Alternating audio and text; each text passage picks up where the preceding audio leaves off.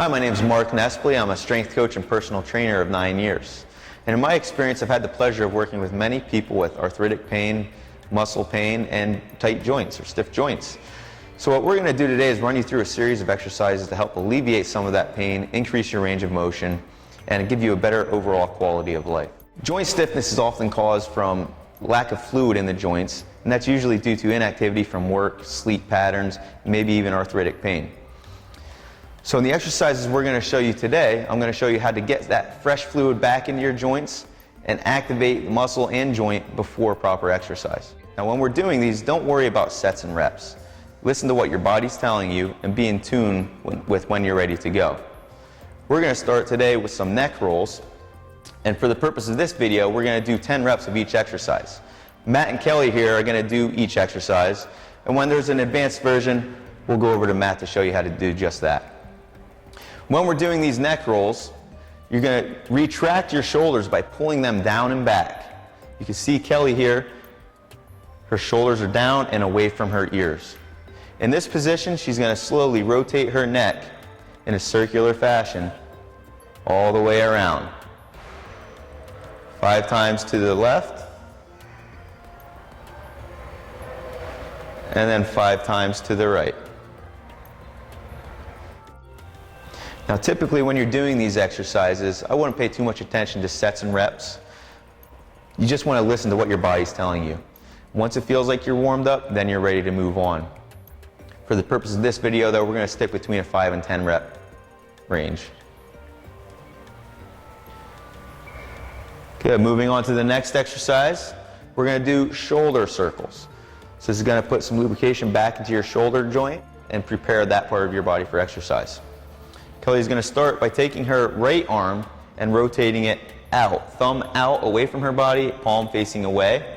And she's going to pull her arm up behind her body, forward. Her thumb stays forward on downward through the motion until she gets back to that starting point where she rotates it back out again. And she's going to continue to come around in that fashion for 10 repetitions.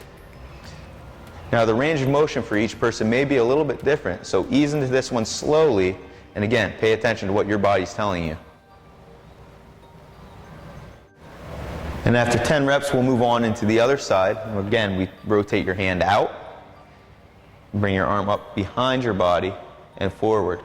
Now Kelly has some shoulder impingement here, so you can see her range of motion on her left side compared to her right side is not quite what it should be. So she's going out to the side a little bit more instead of over the top due to that problem.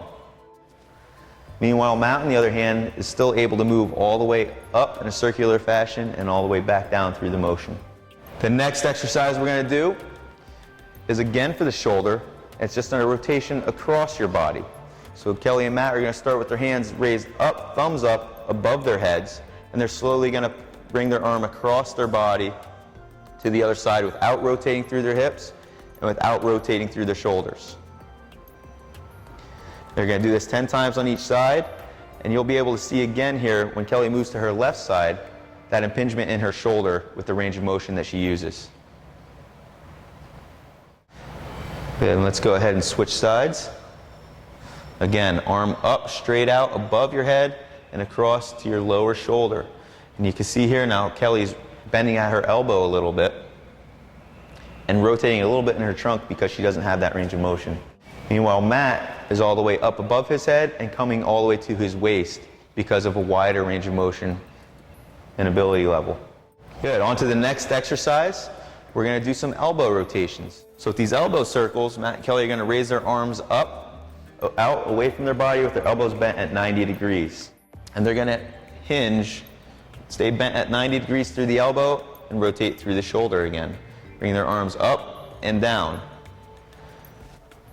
Okay, now if you notice the difference between Matt and Kelly, you'll see Kelly has to stop right in front of her body, whereas Matt can rotate all the way down, again because of tightness in her shoulders. Good. Now we're going to move on to the lower part of our bodies and do something we call hip swings. Kelly's going to do a modified version here against the wall. You can do these with a vanity at home or any wall in the house. So with her body angled away from the wall and her feet out about 3 feet, She's going to put her right leg in front of her hips and her left leg and swing it out to a comfortable distance and back down and across her body. Again, trying not to sway too much back and forth, just doing all the movement through her hips. Kelly's going to do that for 10 reps on her right and on her left. Meanwhile, Matt over here is going to get down into a push-up position for a more advanced version. And he's going to bring his knee underneath him on his right side and rotate, trying to keep his hips down toward the ground, stomach tight and activated, and rotate that right leg up and back under his hips. 10 times on each side. And again, you want to try to stay activated through your core, stomach tight, glutes tight, limited range of motion through your hips. And this is a great exercise, again, for people who have a desk job or are seated a large part of the day. It's really going to open up that hip complex for you and prepare you for more rigorous exercise. Okay, the next exercise we're going to do is some toe touches. Kelly's going to start with a more modified version here. Her feet are shoulder width apart. And she's going to do what we call a hip hinge. She's going to find her hip joint, place her thumbs on it, and push backward. And then she's going to drop her arms straight down, sticking her glutes back toward the wall. She's keeping good neutral spine.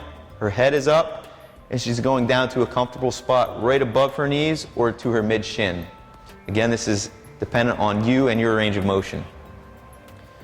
Matt is going to do the same movement, hip hinge, arms straight, sticking his glutes out in that athletic stance. But Matt has more range of motion, so he's going to go down all the way to his toes. Again, head up, back flat, hips back, and when they stand up, they activate their glutes and pull through their glutes, not their lower back. Okay, after the toe touches, we're going to go to knee circles. So again, in that athletic position, Matt and Kelly are going to put their hands right above their knees on their thighs and just move in a circular fashion to get some fluid into your knees. Okay, great job, guys. So that concludes our segment today on muscle activation and joint activation. Again, these exercises can be performed before exercise to warm up your body and lubricate your joints. Don't worry about sets and reps. Just be comfortable, listen to what your body's telling you, and go at it.